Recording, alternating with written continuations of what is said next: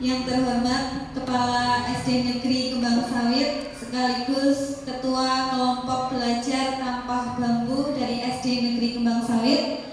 Yang saya hormati Bapak Ibu Guru SD Negeri Kembang Sawit beserta Bapak Ibu Paguyuban Wali Siswa kelas 1 sampai kelas 6 SD Negeri Kembang Sawit.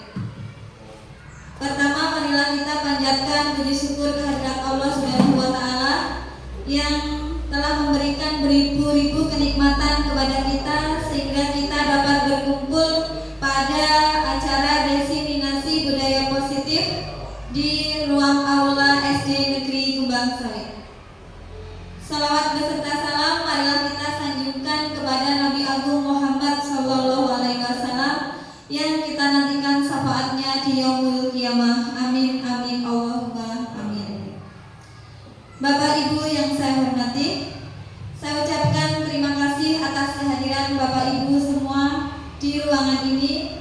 Semoga kegiatan ini akan menambah pengetahuan untuk kita semua. Baik, saya bacakan dulu, ada pantun sedikit dari saya. Jalan-jalan ke Mangga 2, tidak lupa membeli pasta. Selamat datang rekan-rekan semua, mari kita mulai forum ini dengan bahagia. Baik, bahagia itu penting ya Bu?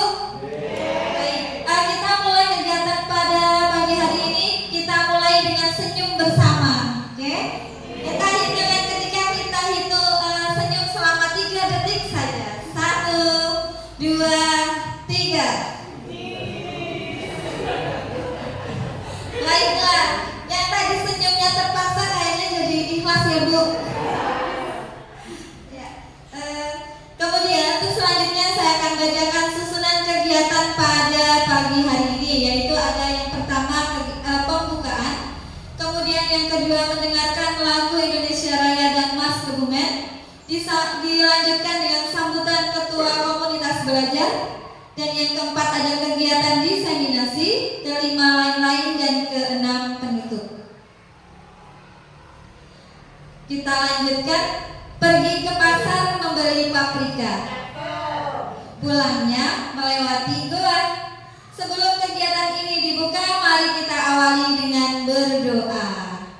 Baik, dimulai kegiatan yang pertama yaitu berdoa. Marilah kita buka acara pada pagi hari ini dengan doa. Berdoa dipersilakan.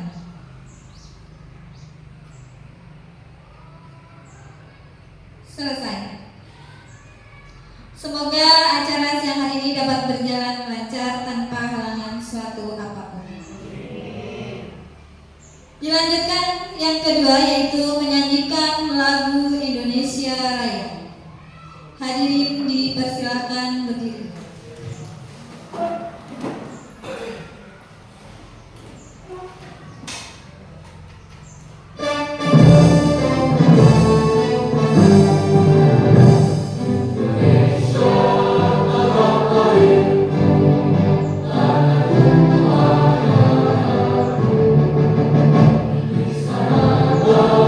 Aku berdiri, jadi malu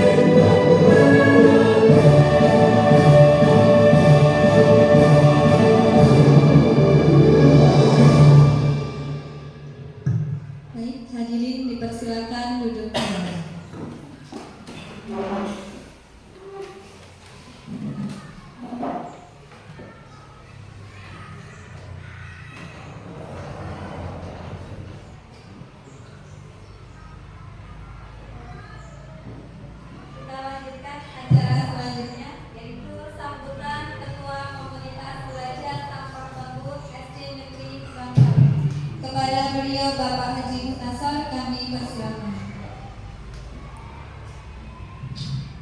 Assalamualaikum warahmatullahi wabarakatuh. Bismillahirrahmanirrahim. Alhamdulillahirabbil alamin. Wassalatu wassalamu ala rabbil anbiya wal mursalin. Sayyidina wa maulana Muhammadin wa ala alihi wa sahbihi ajma'in. Amma ba'du. Bapak Ibu guru yang saya hormati, Bapak Ibu anggota pengurus paguyuban yang saya hormati, marilah kita panjatkan puji syukur kehadirat Allah Subhanahu wa taala yang telah memberikan rahmat kepada kita sehingga pada pagi hari ini kita dapat berkumpul di aula ini dalam keadaan sekolah ya. Rahmat salam kita sanjungkan kepada junjungan kita Nabi Agung Muhammad sallallahu alaihi wasallam yang senantiasa kita nanti kita siapanya. Bapak Ibu, kami tidak mengawali dengan pantun Ibu. Rahasia masalah. Iya. Sebetulnya tadi kalau mulai ngasih pantun ya harusnya pantun. Tapi kebetulan saya tidak siap. Ya, yang pertama-tama ucapkan saya ucapkan terima kasih kepada Bapak Ibu guru beserta pengurus paguyuban kelas 1 sampai 6 yang hari ini telah hadir di aula ini dalam rangka mengikuti diseminasi budaya positif. Ya, diseminasi budaya positif ini adalah kegiatan yang pertama kali itu, sehingga mudah-mudahan dengan harapan nanti Bapak Ibu guru, Bapak Ibu pengurus paguyuban dapat mengikuti dengan cermat, dapat mengikuti sampai akhir. Gitu ya. Dan mudah-mudahan nanti apa yang disampaikan oleh narasumber yaitu Ibu Siti Nurhayati SPD dapat kita terima dengan baik dan nanti kita bisa melaksanakan dengan baik juga. Jadi nanti apa yang disampaikan akan kita laksanakan, akan kita yang diterapkan, kita aksi nyata ya, kita nanti aksi nyata. Jadi tidak hanya di program saja, tapi nanti kita terapkan dari diri kita masing-masing, baik di rumah maupun di sekolah. Dan saya juga ini kayaknya saya cerita itu bagus, tapi nanti itu penerapannya aplikasinya di kehidupan sehari-hari yang harus lebih lagi. Akhirnya saya ucapkan semuanya untuk mengikuti diseminasi dengan baik dan mudah-mudahan sesuai harapan yang kita harapkan. Akhirnya saya ucapkan terima kasih. Assalamualaikum warahmatullahi wabarakatuh.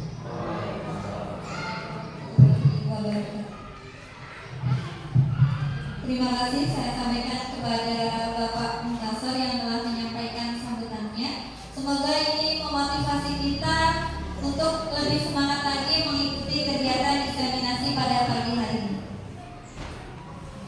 Sebelum melanjutkan di acara inti, saya menyampaikan tujuan dari kegiatan hari ini, yaitu membagikan pemahaman terkait budaya disiplin positif yang telah dipelajari calon guru penggerak agar rekan guru dan Bapak Ibu semua dapat memperkuat pemahaman terkait peran dan penerapan budaya positif ini di sekolah masing-masing maupun di rumah.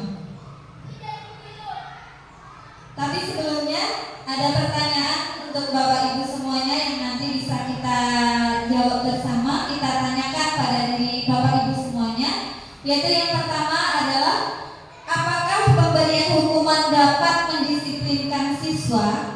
Ini kalau di sekolah ya Pak Bu. Nah, kita terapkan juga seandainya ini ada di rumah. Apakah pemberian hukuman ini dapat mendisiplinkan putra putri Bapak Ibu semua? Menurut Bapak Ibu? Dijawab gak apa-apa Bu, ini santai, gak santai aja. Menurut Bapak Ibu, apakah hukuman itu dapat mendisiplinkan putra putri kita Pak Bu? Oke, dilanjutkan yang kedua. Apakah dengan pemberian hadiah itu bisa meningkatkan prestasi anak-anak kita?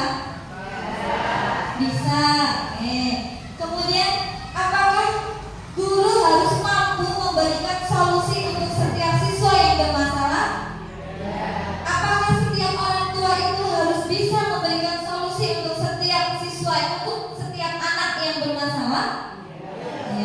Oke. Kemudian apakah guru, orang tua itu berperan sebagai teman untuk anak-anak kita?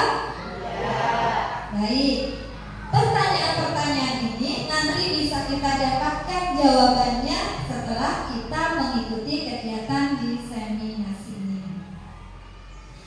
Nah, untuk selanjutnya adalah positive mindset atau berpikir positif. Apakah itu budaya positif? Dapat Bapak Ibu perhatikan pada layar depan. Budaya positif itu adalah perwujudan dari nilai-nilai atau keyakinan universal yang diterapkan di sekolah, atau bisa juga ini diterapkan di rumah bersama putra-putri Bapak Ibu. Pada konsep-konsep inti untuk menciptakan budaya positif itu ada beberapa poin yang harus kita ketahui Bapak Ibu. Yang pertama ada disiplin positif, kemudian motivasi perilaku manusia, keyakinan kelas atau sekolah, dan ini juga bisa diterapkan di rumah dengan Bapak Ibu menerapkan keyakinan bersama putra-putri Bapak Ibu di rumah. Kemudian kebutuhan dasar manusia, posisi kontrol seorang guru, dan segitiga restitusi. Dari beberapa poin ini mana yang paling menarik Pak Bu? Yang bikin penasaran Bapak Ibu yang mana Bu? Yang segitiga restitusi. Yang mana Bu Mei? Segitiga. Segitiga restitusi. Ya ini kayaknya kata-kata baru yang untuk kita. Nah nanti akan terjawab setelah kita mengikuti kegiatan ini. Gimana Pak? Segitiganya menarik.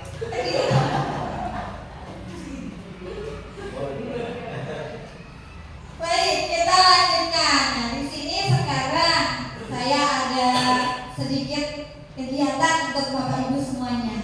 Pertama, kita genggam dulu Pak Bu tangan kita. Ya, kita genggam tangan kita. Judulnya adalah cobalah buka. Anda, Bapak Ibu, dan teman Bapak Ibu akan melakukan kegiatan cobalah buka. Anda adalah A. Ya.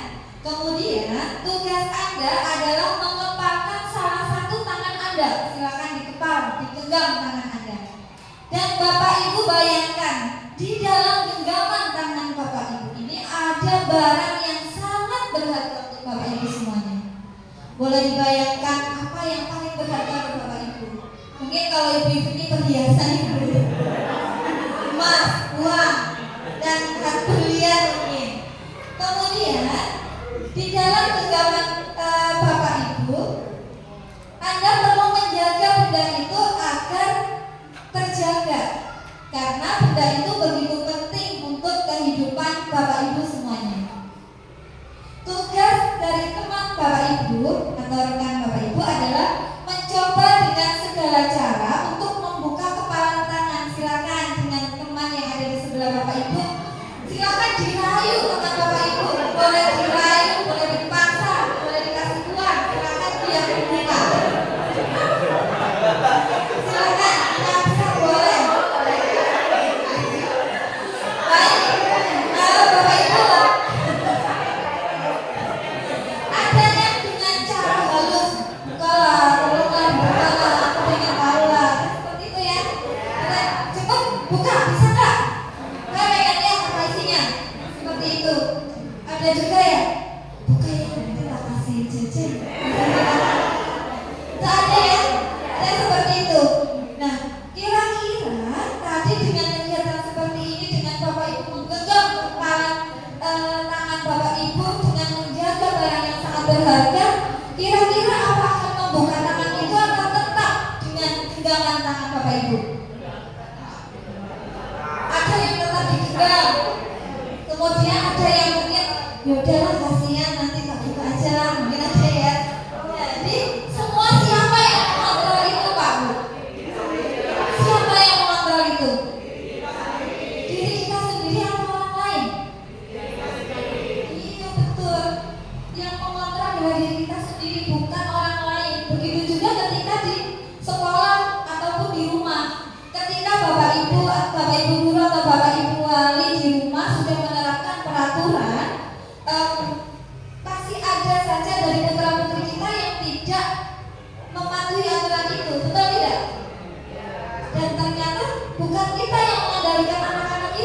Betul. Nah, budaya positif itu bukan muncul dari orang lain, tetapi dari diri masing-masing. Setuju, Bu? Nah, maka dari itu budaya positif itu harus kita tanamkan sejak dini, kita biasakan. Nah, kemudian ada pergeseran paradigma teori kontrol yang saya ambil dari Dr. William Glasser, yaitu yang pertama, ilusi guru itu mengontrol murid. Ya, Bapak Ibu guru dan Bapak Ibu semuanya, kita sebagai orang tua, orang dewasa pasti saya lebih tua, saya harus bisa mengontrol anak-anak kita, harus bisa mengendalikan, betul nggak? Ya. Kemudian ilusi bahwa semua penguatan positif efektif dan bermanfaat. Kemudian ilusi bahwa kritik dan membuat orang merasa bersalah dapat menguatkan karakter. Dan ilusi bahwa orang dewasa memiliki hak untuk memaksa. Kita merasakan itu nggak, Pak Bu? Dengan anak-anak kita, iya nggak? Iya. Padahal itu betul nggak kira-kira ya? Nah, kita lihat nanti jawabannya. Kemudian bagaimana seseorang bisa berubah dari paradigma stimulus respon kepada pendekatan teori kontrol? Ya, stimulus respon itu silakan bisa sambil diperhatikan tabel yang ada di layar. Stimulus respon, realita atau kebutuhan kita itu sama, padahal kebutuhan kita itu sama apa berbeda, Pak Bu? Berbeda. Nah, kemudian semua orang melihat hal yang sama, padahal setiap orang memiliki gambaran yang berbeda-beda. Kita juga mencoba mengubah orang agar berpandangan sama dengan kita. Begitu nggak, Pak? Padahal tidak boleh kita berusaha memahami pandangan orang lain tentang dunia. Kita yang memahami, bukan kita memaksa orang lain harus seperti kita, seperti pandangan kita. Kemudian perilaku buruk dilihat sebagai suatu kesalahan. Padahal tidak semua perilaku itu pasti ada tujuannya dan tidak selalu salah. Orang lain bisa mengontrol kita, padahal siapa yang bisa mengontrol kita sebenarnya? Iya, diri sendiri, bukan orang lain, bukan aturan, bukan petinggi-petinggi kita, bukan, tetapi adalah diri kita sendiri. Saya bisa mengontrol orang lain, padahal saya tidak bisa mengontrol orang lain. Kembali lagi, hanya diri kita yang bisa mengontrol diri kita sendiri. Pemaksaan ada pada saat rujukan gagal. Setuju nggak, Bu? Ayo cepat, buka cepat. Ya, untuk membuka genggaman tangannya tadi. Padahal kolaborasi dan konsensus menciptakan pilihan-pilihan baru. Kita berpikir menang kalah, aku yang menang, kamu yang kalah misalnya. Sering ya, Bu, kita berbuat seperti itu. Padahal seharusnya kita adalah sama-sama menang, artinya sama-sama baik untuk kedua belah pihak. Jadi kita sudah bicara banyak tentang disiplin positif. Kalau yang Bapak Ibu mendengar kata disiplin itu pasti kaitannya dengan apa? Aturan, ya, aturan, tata tertib. Padahal disiplin positif itu adalah salah satu cara penerapan disiplin yang bertujuan untuk menumbuhkan kesadaran serta memberdayakan anak untuk melakukan sesuatu tanpa sokongan, ancaman maupun hukuman.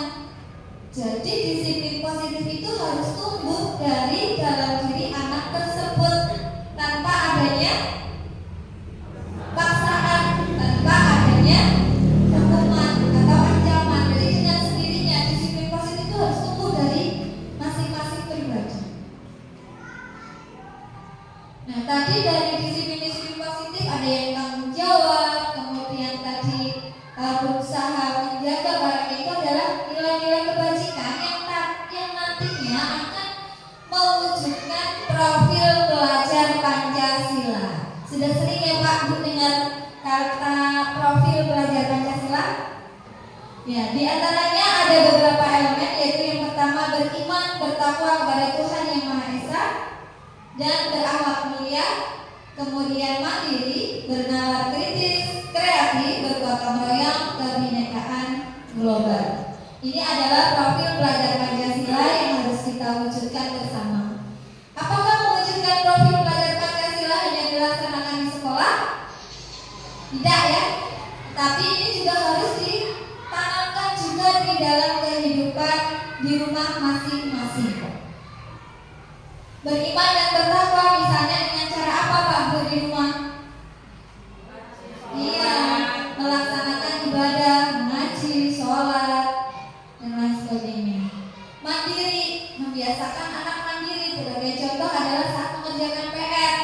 Orang tua boleh mendampingi, tidak, tetapi tidak mengerjakan, biarkan anak berusaha sendiri. Kemudian kenalan kritis, kreatif, bergotong royong, berkebinekaan global, semuanya bisa diterapkan di rumah. Dan motivasi perilaku manusia itu ada 3. Yang pertama adalah menghindari ketidaknyamanan atau hukuman. Contohnya seperti ini, Bapak Ibu hari ini hadir ke sini. Wah, ada undangan nih dari sekolah, suruh ke sekolah. Aku berangkatlah, nanti takut dimarahin sama gurunya. Itu adalah contoh menghindari ketidaknyamanan atau menghindari hukuman. Kemudian motivasi yang kedua adalah mendapatkan imbalan atau penghargaan. Sering nggak Bu kita melakukan sesuatu karena ingin mendapatkan imbalan? Sering tidak? Sering. Begitu juga anak-anak kita pasti. Bukan hanya kita, tapi anak-anak kita. Dan motivasi yang ketiga adalah menghargai diri dan menjadi orang yang mereka inginkan. Menurut Bapak Ibu, dari ketiga motivasi ini mana yang paling bagus? Yang mana? Yang mana Bu Ani? Menghargai diri dan menjadi orang. Menghargai diri dan menjadi orang yang mereka inginkan. Betul sekali. Tepuk tangan untuk Bu Ani. Ya, jadi motivasi perilaku manusia itu ada 3 yang tadi sudah saya sebutkan. Dan pasti dari motivasi yang pertama aku pernah, itu nggak Bu? Kemudian motivasi yang kedua saya juga pernah. Motivasi yang ketiga juga pernah. Tetapi dari ketiga motivasi itu adalah yang paling bagus adalah motivasi yang ketiga. Kita juga sering mendengar ada hukuman, konsekuensi, dan restitusi. Hukuman, konsekuensi, dan restitusi bisa terbaca yang dengan layar di depan Pak Bu? Jelas sekali ya? Jelas sekali. Ya, dari tabel di depan itu adalah perbedaan dari hukuman, konsekuensi, dan restitusi. Saya akan bacakan sekilas dari perbedaan tersebut. Hukuman, murid atau anak akan belajar menyembunyikan kesalahan. Kemudian kalau konsekuensi, murid atau anak belajar taat pada peraturan. Sedangkan restitusi itu adalah murid atau anak itu akan belajar memecahkan masalah dengan bimbingan Bapak Ibu guru maupun Bapak Ibu orang tua di rumah. Bagaimana hukuman itu? Hukuman itu dibuat oleh guru atau orang tua. Biasanya kamu hari ini nggak ngaji, kamu harus membersihkan kamar mandi misalnya, itu adalah contoh hukuman. Kalau konsekuensi itu dibuat oleh guru dan anak, dibuat oleh orang tua dan anak. Jadi ada kedua belah pihak yang sama-sama sepakat, itu adalah konsekuensi. Kamu kalau hari ini nggak mengerjakan PR, kamu nanti mengerjakan PR-nya di luar kelas misalnya, itu sama-sama sepakat. Itu namanya konsekuensi. Kemudian restitusi itu dibuat oleh murid. Jadi tugasnya kita sebagai guru dan orang tua adalah membimbing anak agar anak itu bisa menyelesaikan dan memperbaiki. Istilahnya kalau bahasanya kita dibilang baik-baik, kemudian yaudah nanti kamu besok lagi jangan seperti ini. Kalau ada PR langsung dikerjakan. Kalau tidak bisa bertanya pada kakak atau bapak ibu di rumah. Itu hanya contoh. Kemudian hukuman itu sifatnya menyakitkan atau mendadak, spontan, itu hukuman. Kalau membantu guru atau orang tua menyatakan peraturan melalui peringatan dan menerapkan konsekuensi. Sedangkan restitusi itu menguatkan guru menyebutkan keyakinan kelas atau keyakinan di rumah, membimbing kerangka acuan berpikir anak, restitusi murid atau anak. Nah, dari sekilas yang saya sampaikan, menurut Bapak Ibu mana yang paling tepat antara hukuman, konsekuensi atau restitusi? Yang mana Pak Bu? Restitusi, karena itu lebih membimbing, tidak menghardik anak atau siswa. Berdasarkan bagian yang tadi saya sebutkan, adalah penjelasan tentang hukuman, konsekuensi, dan restitusi. Hukuman itu bersifat apa Pak Bu? Tidak terencana. Kemudian bersifat satu arah, bisa berupa hukuman fisik, psikis, atau kata-kata kasar. Coba kita sekarang berkaca pada diri sendiri. Pernah nggak Pak Bu kita melakukan itu ke anak-anak kita, ke siswa-siswa kita? Tanpa sadar kita mengeluarkan kata-kata yang menyakitkan atau mungkin memberikan hukuman fisik. Pernah nggak Pak Bu? Pernah nggak Pak Bu? Pernah, saya juga pernah Pak Bu. Kemudian konsekuensi bersifat terencana, sudah disepakati bentuk konsekuensi dibuat oleh pihak guru atau sekolah. Dan restitusi adalah proses menciptakan kondisi bagi murid untuk memperbaiki kesalahan mereka sehingga mereka bisa kembali pada kelompok mereka dengan karakter yang lebih kuat. Nah, jadi dari hukuman, konsekuensi, restitusi yang tepat adalah restitusi, karena kita membimbing anak untuk bisa memecahkan masalahnya. Bukan anak harus nurut sama kita, kamu harus seperti ini, bukan, tapi dengan berdiskusi sehingga bisa menyelesaikan masalahnya.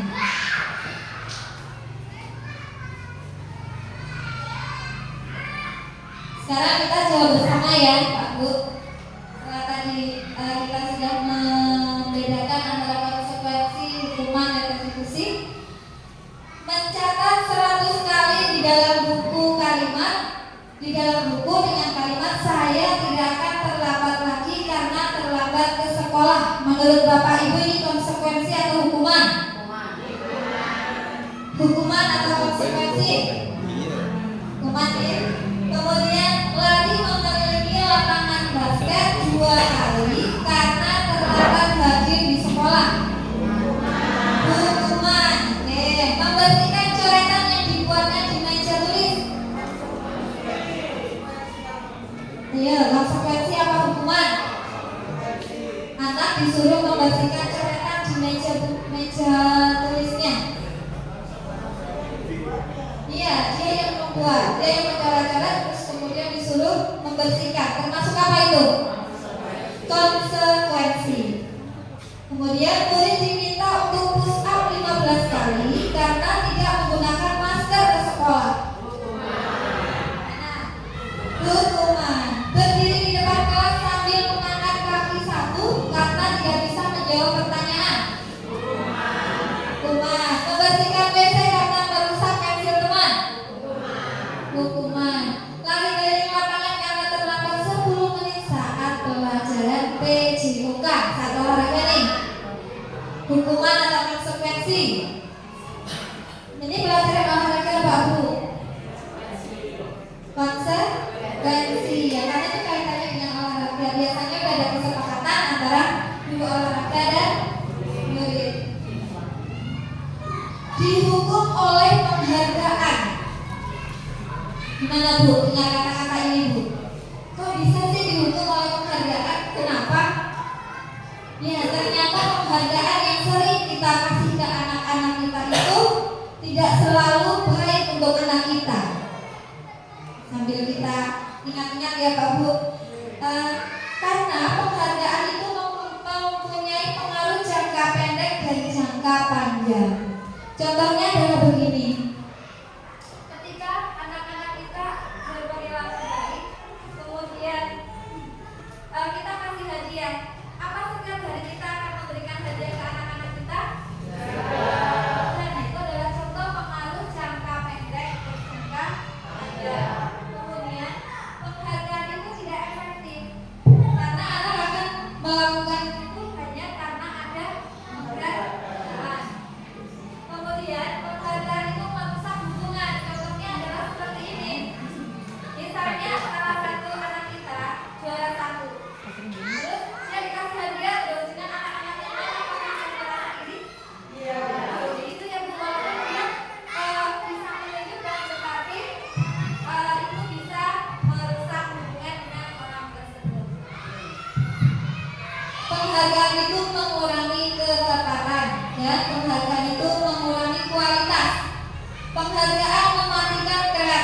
kelas dan penghargaan itu menghukum. Itu adalah motivasi dari dalam diri peserta didik kita. Kemudian selanjutnya adalah keyakinan kelas bukan peraturan kelas. Mengapa kita memiliki peraturan tentang penggunaan helm pada saat mengendarai kendaraan roda 2 atau motor? Menurut Bapak Ibu kenapa Bu? Kenapa kita memakai helm? Untuk apa sih? Untuk apa beda? Biar kayak bilang polisi. Biar bilang polisi berarti mematuhi aturan. Oke, kenapa Bu? Untuk keselamatan untuk diri sendiri. Ya, tepat sekali. Kita memakai helm. Kalau menurut saya itu adalah karena adanya aturan ya Bu. Ya, kemudian kalau menurut ibunya Deva adalah untuk keselamatan. Artinya Bapak Ibu yakin kalau menggunakan helm itu akan lebih aman. Ya betul. Nah, itu adalah keyakinan pada diri kita. Kemudian yang kedua, mengapa kita memiliki peraturan tentang menggunakan masker dan mencuci tangan setiap saat? Untuk apa Bu? Untuk apa? Kesehatan. Betul, untuk kesehatan. Kita yakin ya kita cuci tangan dengan masker, kita akan lebih sehat, terhindar dari penyakit yang menular. Itu adalah keyakinan kita. Dan keyakinan kelas itu dibuat berdasarkan kesepakatan antara guru dan siswa bersifat universal. Sedangkan peraturan biasanya dibuat oleh guru bersifat satu arah. Nah Bapak Ibu, di rumah ini juga bisa menciptakan keyakinan di rumah dengan cara apa? Ngobrol dengan anak-anak kita, kemudian sepakati aturan apa yang ada di rumah. Pembentukan keyakinan sekolah atau keyakinan kelas yang pertama adalah mempersilakan warga sekolah atau siswa untuk mencurahkan ide tentang peraturan yang akan disepakati. Jadi Pak Bu, selain di sekolah, di rumah juga bisa dibentuk keyakinan, yaitu dengan cara Bapak Ibu silakan mempersilakan anak atau anggota keluarga yang ada di rumah. Kalau di sekolah ya siswa-siswi kita beserta Bapak Ibu dulu untuk menuliskan peraturan yang mereka inginkan. Misalnya sholat tepat waktu, menjaga kebersihan, ditulis kalau sudah dicatat, kemudian dari kata-kata yang negatif diubah menjadi kalimat positif.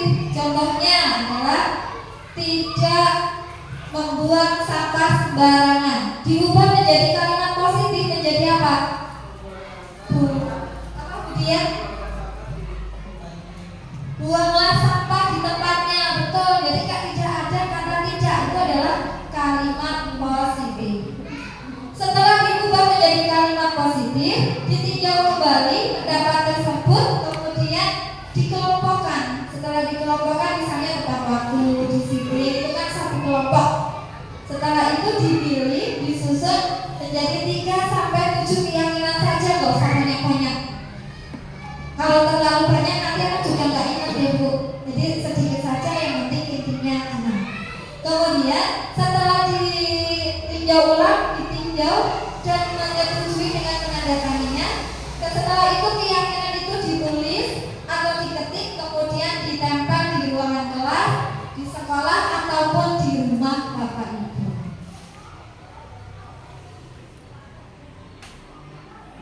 Tujuannya apa sih dibuat keyakinan kelas itu atau keyakinan di rumah? Biar mempermudah proses pembelajaran di sekolah maupun di rumah. Jadi lebih teratur, lebih tertib. Nah, berikut adalah dokumentasi pembentukan keyakinan kelas 6 yang kemarin sudah saya laksanakan. Untuk Bapak Ibu guru di kelas lain sepertinya juga sudah membuat keyakinan kelas. Nah, itu sudah saya tampilkan di depan adalah dokumentasi proses pembentukan keyakinan kelas 6, yaitu yang pertama adalah saya membagikan stick note ke anak-anak. Kemudian anak tak suruh menuliskan peraturan-peraturan yang mereka sepakati, ditulis semua, menulis sesuai kemauannya sendiri. Setelah itu anak menempel di depan. Nah, setelah di depan ini saya saya kelompokkan lagi yang menjadi satu kelompok. Setelah itu saya ubah kalimat-kalimat yang negatif menjadi kalimat yang positif. Contohnya ya tadi, tidak terlambat datang ke sekolah, berarti diubah menjadi datang tepat waktu. Tidak membuang sampah sembarangan, diubah menjadi membuang sampah di tempatnya dan sebagainya.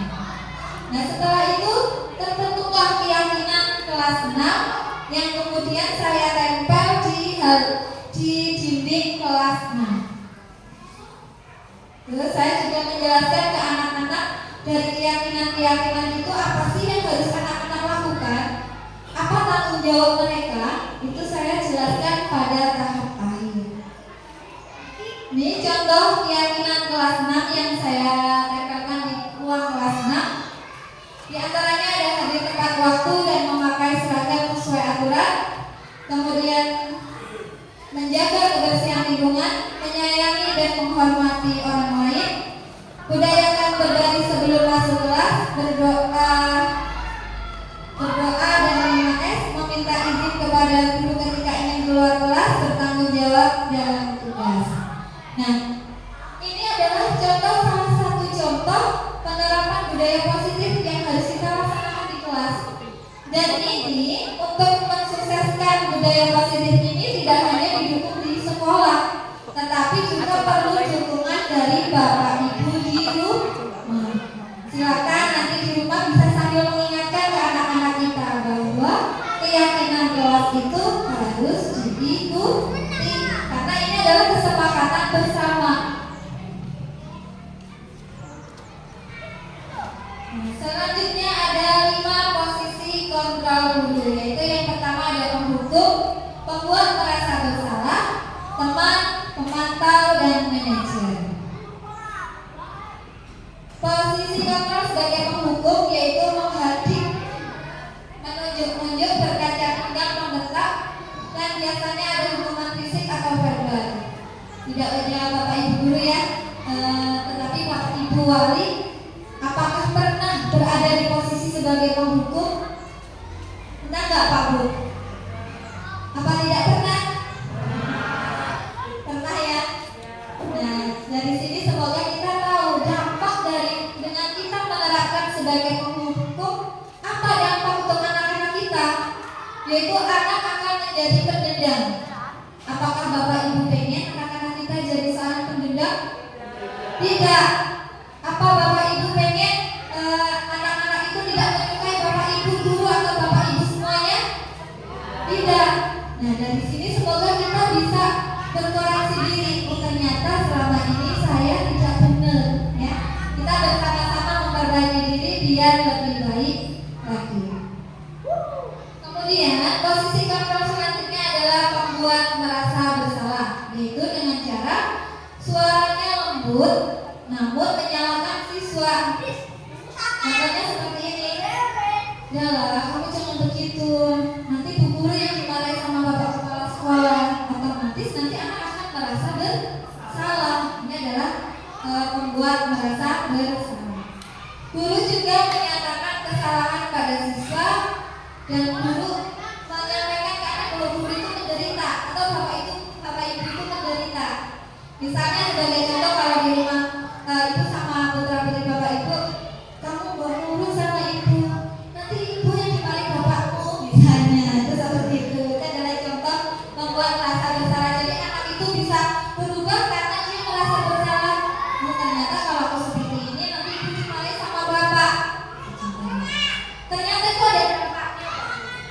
Dampaknya antara lain siswa merasa bersalah, kemudian terjadi dan menarik. Posisi kontrol selanjutnya adalah guru bersikap sebagai teman. Bagaimana dia bersikap sebagai teman? Yaitu dia ramah, ya. Kemudian cenderung bersedia gurau untuk menghangatkan suasana. Itu juga ada dampaknya untuk anak-anak kita. Murid menjadi bergantung pada satu orang. Misalnya nih, saya mencontohkan saya aja. Saya dekat dengan salah satu siswa kelas 6. Dia karena sudah dekat dengan saya, kalau nggak ada saya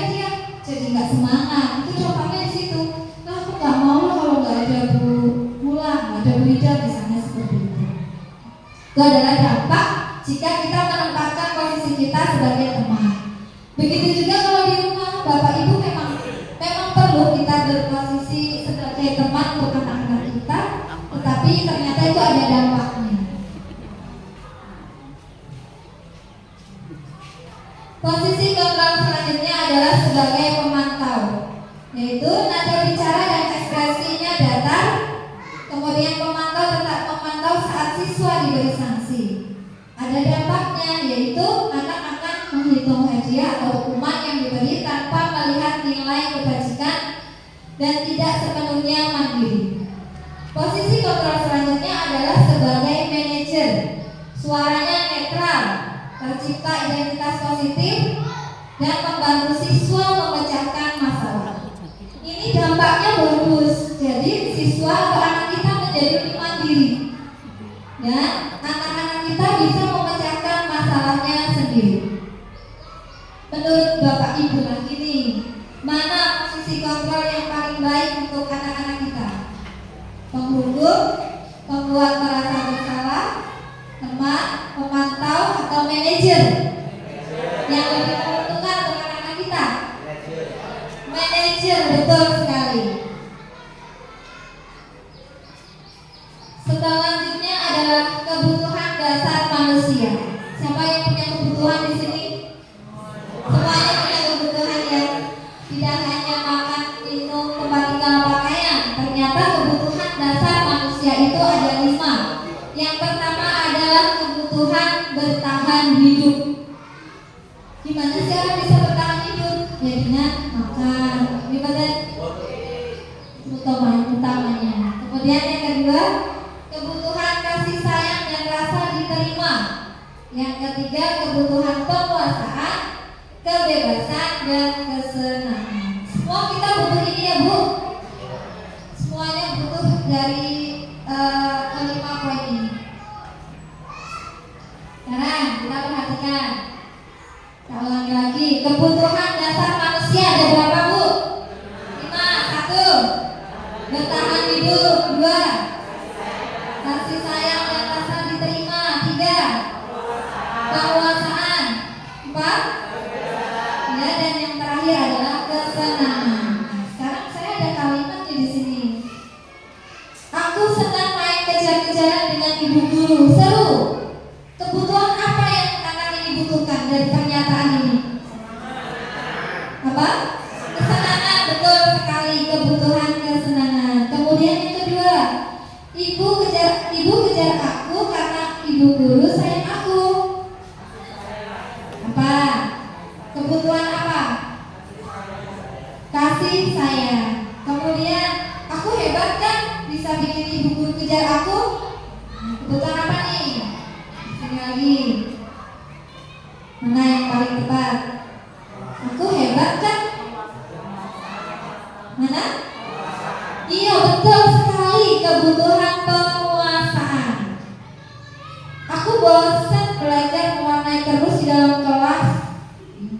Kebutuhan apa ini? Kebebasan. Sering ya anak-anak kita maupun di rumah, di sekolah itu sering anak itu butuh bebas bermain. Boleh, tetapi harus dikontrol ya Bu.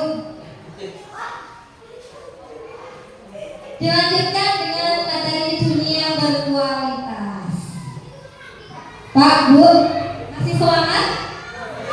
Masih semangat? Tepuk satu. Oke, lanjutkan. Kita bertanya pada diri kita sendiri Pak, Bu. Nanti ada yang saya tunjuk nih. Siapa orang yang paling penting dalam hidup Anda? Pasti banyak yang penting, tetapi ada yang paling penting. Ibu bisa tolong disebutkan Bu, siapa orang yang paling penting dalam hidup Anda Bu? Oke, suami, bagus.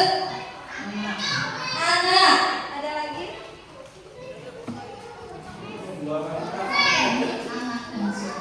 Oke, ada anak, ada suami. Semua pasti mempunyai orang yang paling berharga dalam hidupnya. Nilai-nilai kebajikan apa yang terpenting dalam hidup Anda? Nilai-nilai kebajikan itu ya nilai-nilai yang baik di kehidupan Anda. Sebagai contoh adalah tanggung jawab, apalagi Pak? Nilai-nilai kebajikan, religius, ini betul, beragama, mandiri, kerjasama, itu sering kita dapatkan dan harus kita terapkan di dalam kehidupan kita, ya tidak? Kita perlu nggak bergotong royong di sekolah? Perlu nggak gotong royong di rumah? Perlu. Perlu nggak kita bersosialisasi dengan masyarakat di sini? Perlu nggak tanggung jawab? Perlu. Nah, itu adalah nilai-nilai kebajikan yang memang sangat penting untuk kehidupan kita. Kalau Anda menjadi orang yang ideal, karakter atau sifat apa yang Anda paling inginkan pada diri Bapak Ibu? Saya pengen jadi orang yang ramah. Ya, semua pasti punya keinginan ya. Ada yang pengen jadi orang yang ramah, yang baik, yang sopan dan lain sebagainya. Apa pencapaian Anda yang sangat dibanggakan? Pencapaian itu adalah kesuksesan apa yang Bapak Ibu banggakan? Misalnya saya menjadi Bu RT. Bisa ya Bapak Ibu ya. Dilanjutkan, apa pekerjaan ideal bagi Anda? Semua pekerjaan yang kita miliki insya Allah baik untuk kita ya Bu. Dan kita harus melaksanakannya dengan tanggung jawab. Ceritakan perjalanan dengan hidup Anda di mana Anda merasa itu adalah titik puncak hidup Anda. Semua pasti punya cerita, ingat. Semua punya cerita di mana ini adalah titik puncak saya. Saya bisa menjadi ibu kepala desa. Kemudian apa yang paling bermakna dalam hidup Anda? Banyak sekali dan semuanya pasti berbeda.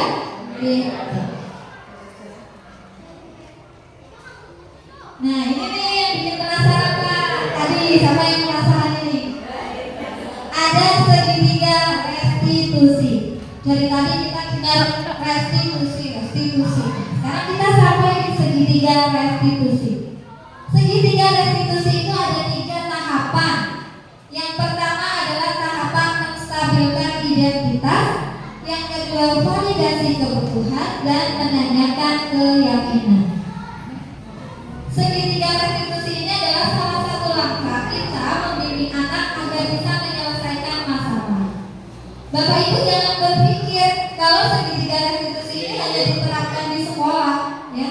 Ini juga kita terapkan di rumah ketika anak-anak kita mengalami sebuah permasalahan. Nah, makanya bagaimana? Langkah yang pertama adalah menstabilkan identitas. Bagaimana caranya? Yaitu dengan cara setiap kita berpikir bahwa setiap orang pasti pernah melakukan kesalahan. Kemudian kita katakan ke anak, kamu bukan satu-satunya yang pernah melakukan ini.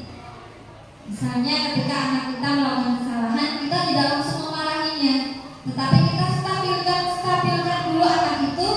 Kita sampaikan ke anak tersebut, nggak apa-apa, semua orang pasti pernah melakukan kesalahan. Sering nggak Bu kita menyampaikan itu ke anak kita? Sering. Dilanjutkan tahap yang kedua yaitu validasi kebutuhan. Bagaimana di situ? Bapak Ibu menyampaikan ke anak kita, kamu pasti punya alasan mengapa kamu melakukan ini. Kamu pasti punya alasan kenapa kamu tadi bertengkar dengan temanmu. Sering ya kita tanyakan itu ke anak kita. Mengapa kamu melakukan itu? Adakah cara yang lebih efektif untuk mendapatkan apa yang kamu butuhkan? Itu juga di tahapan validasi kebutuhan. Kemudian di tahapan yang ketiga yaitu menanyakan keyakinan. Yaitu kita ingatkan kembali ke anak tersebut.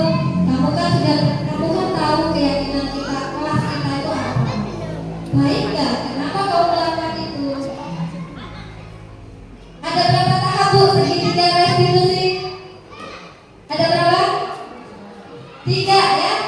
1 tadi menstabilkan identitas. Yang kedua validasi kebutuhan. Alasannya apa sih? Dia kenapa seperti itu?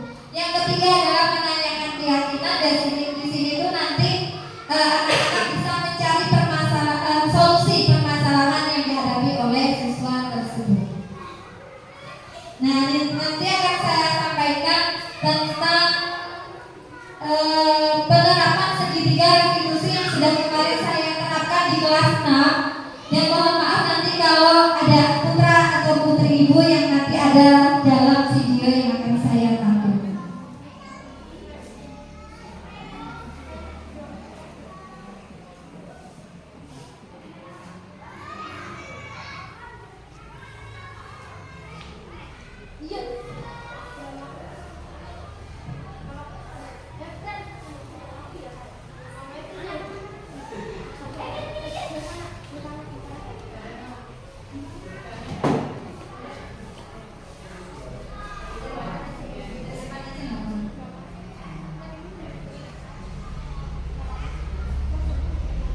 Kita simak bersama ya Pak Bu.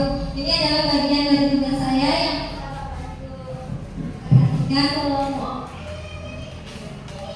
Assalamualaikum warahmatullahi wabarakatuh.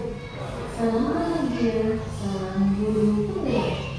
Pada video kali ini saya akan memaparkan tentang demonstrasi kontekstual modul 1.4 budaya positif penerapan segitiga restitusi.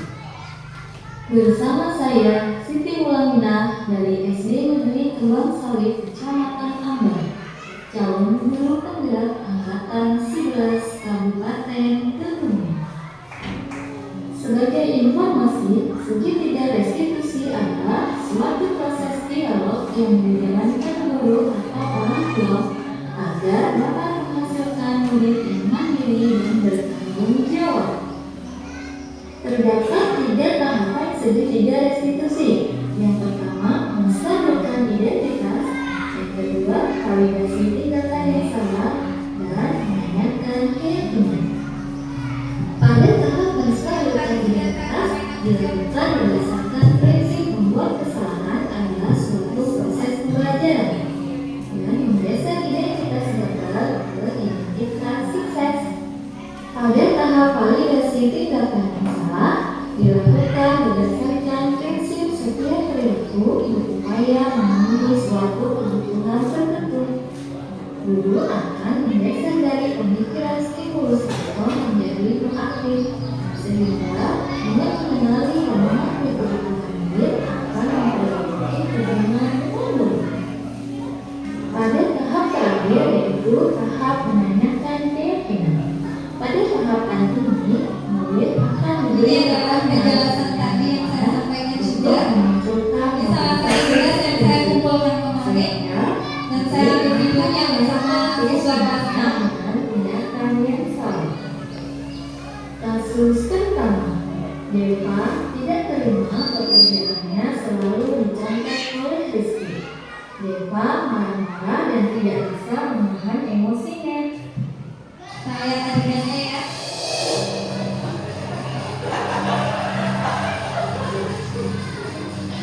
Ini anak-anak kita Bu.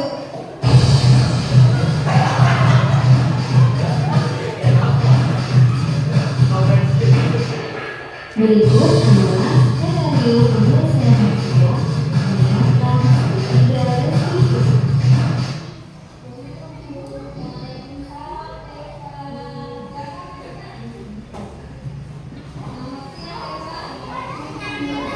Ini penerapan segitiga restitusi yang nanti bisa Ibu ikuti terapkan di rumah juga.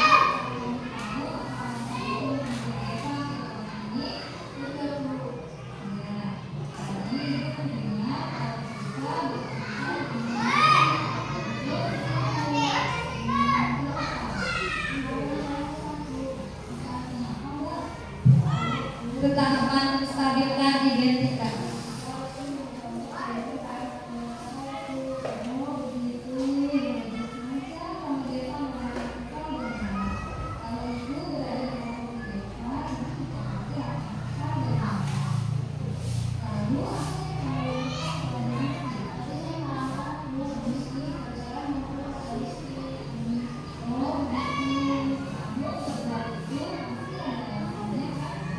Juga tahap validasi tindakan yang salah dengan menanyakan alasan dia kenapa marah-marah.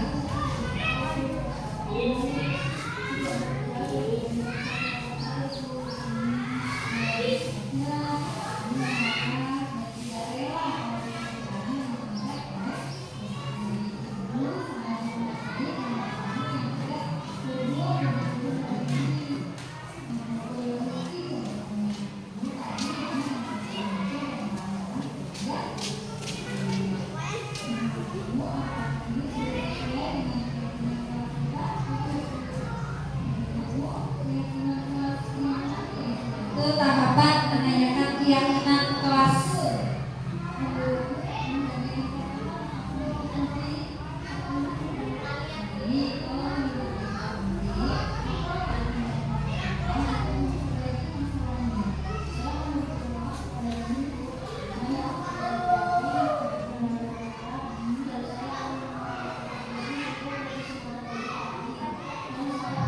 Ini adalah penyelesaian masalah yang akhirnya siswa menemukan solusinya sendiri.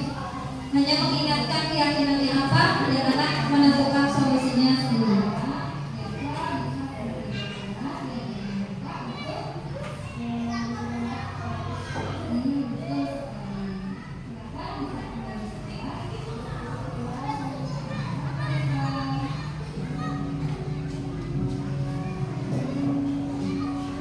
Ini adalah tanggapan dari Jeva.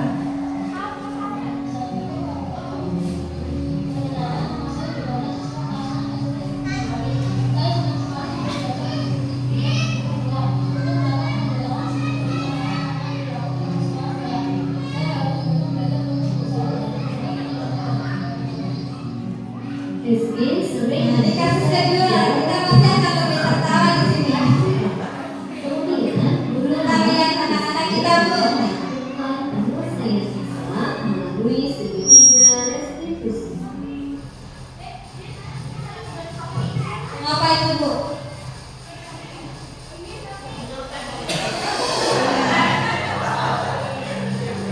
Apa itu? Contek ya?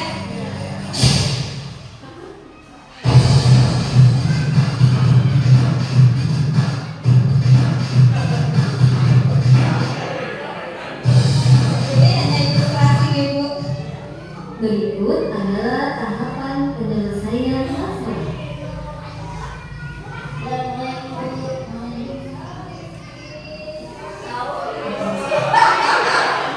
Ini panggilannya Rizky bu, lebih kenal.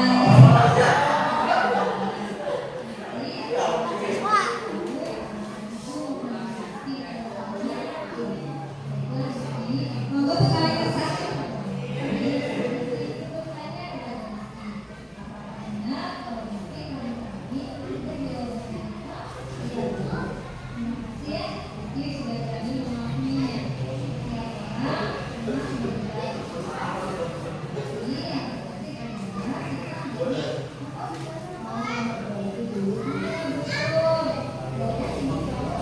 Ini juga sama tahapannya ada 3 ya. Jadi menstabilkan identitas, kemudian kita validasi tindakan yang salah, dan nanti menanyakan kejadian.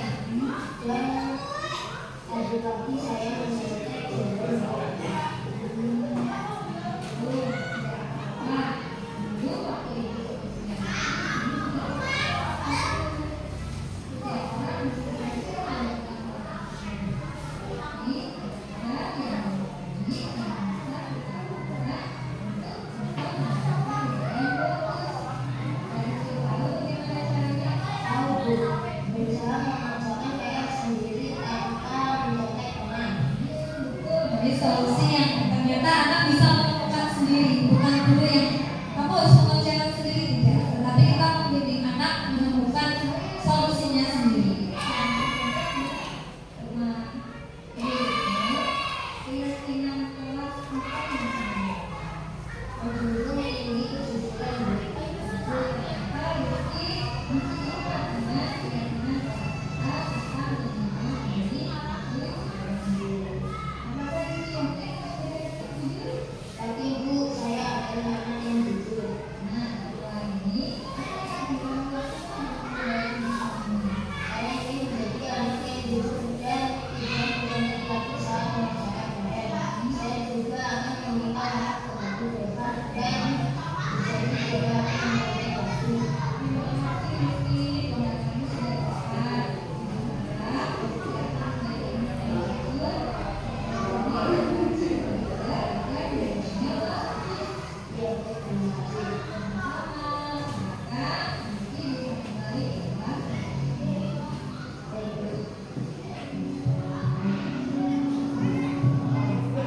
Berikut adalah tanggapan atau testimoni dari murid tersebut.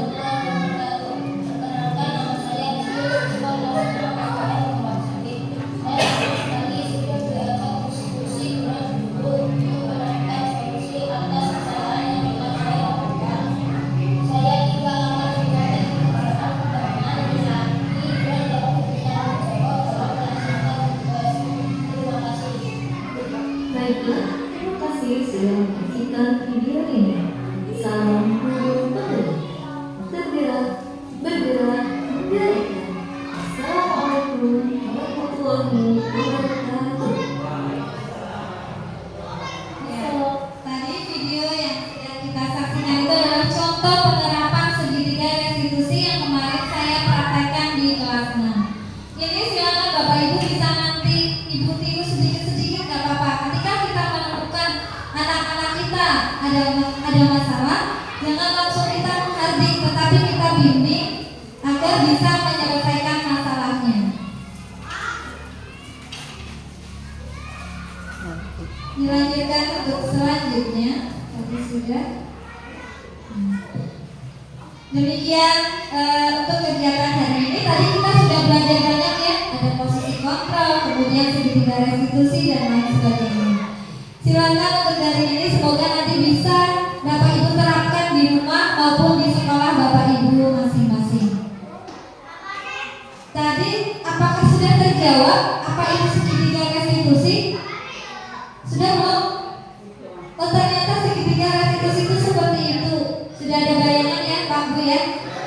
Kemudian untuk selanjutnya adalah tahap umpan balik. Saya minta umpan balik dari Bapak Ibu semuanya. Nanti silakan Bapak Ibu tuliskan apa yang Bapak Ibu dapatkan dari kegiatan ini, apa yang Bapak Ibu rasakan pada kegiatan siang hari ini.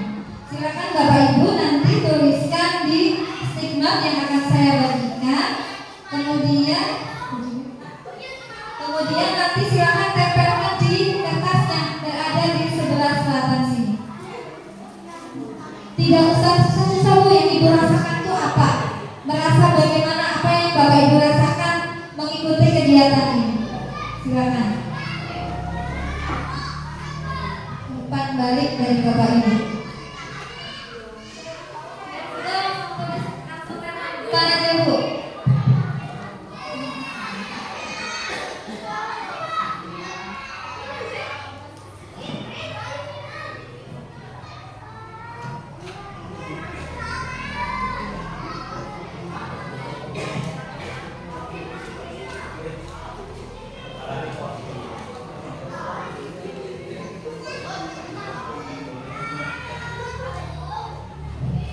Langsung tempel lawan Bu, nggak apa-apa.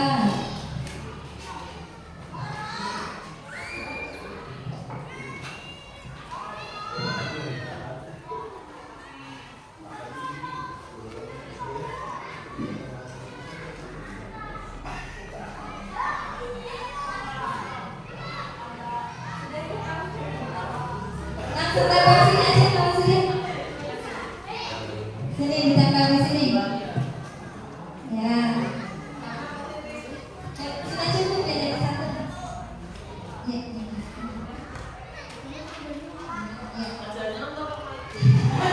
Apa sih yang main? Kembali.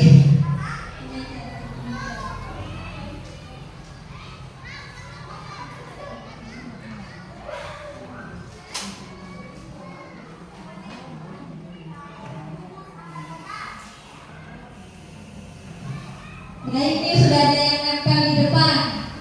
Katanya bravo Bu Guru Siti Wahina. Terima kasih. Kemudian jadi tambah pengetahuan dan wawasan, menambah pengetahuan. Alhamdulillah kalau ini bisa memberikan wawasan baru untuk Bapak Ibu semuanya. Senang jadi tambah pengetahuan. Ada lagi silakan.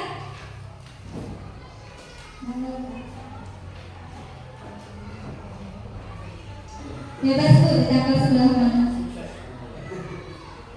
Baik. Saya sangat senang. Baik. Terima kasih. Monggo yang belum bisa ditempelkan di depan. Sambil menunggu Bapak Ibu yang ingin menempelkan, mohon kesediaan dari Bapak Ibu untuk menyampaikan langsung tentang umpan balik dari kegiatan hari ini. Silakan Bapak Ibu.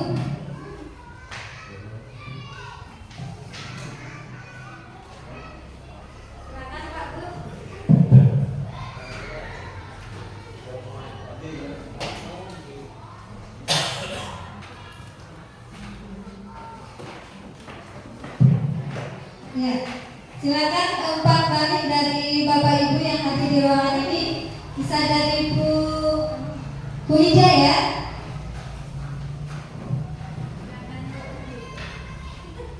Terima kasih kepada Ibu Sutri Lina yang telah menyampaikan materi diseminasi budaya positif. Ini merupakan ilmu baru buat saya pribadi dan semoga ilmu baru itu juga bisa diterapkan di sekolah dan di rumah untuk anak saya. Semoga materi ini memotivasi kami untuk menciptakan budaya positif di sekolah dan di rumah saya. Ya, terima kasih untuk pandangannya Bu Ida. Silakan Bapak Ibu yang lain ada? Bu Nur? Ya, Bu Nur nih yang mau menyampaikan umpan baliknya. Bapak Ibu yang saya hormati, terima kasih waktu yang diberikan kepada saya. Setelah saya mengikuti apa yang disampaikan oleh Bu Mula, jadi sedikit berpikir, ternyata selama ini saya dalam menangani anak saya sebagai guru maupun sebagai orang tua kurang bijak. Saya akan berubah sedikit demi sedikit untuk merubah apa yang harus hak anak itu yang harus diterima oleh anak. Ternyata kita selama ini sudah sangat menjadi penguasa kepada anak-anak. Ternyata anak itu juga perlu kebebasan. Selama ini kebebasan anak-anak kita masih kita genggam. Jadi melalui destinasi ini mudah-mudahan khususnya pribadi saya bisa merubah untuk pendidikan anak-anak kita. Terima kasih Bu Mula. Baik, terima kasih untuk umpan baliknya dari Bapak Ibu yang lain. Ada yang menyampaikan lagi? Satu orang lagi ya. Silakan. Pak Mardi. Apa yang Bapak dapatkan dari kegiatan hari ini, Pak? Silakan Pak. Monggo Pak.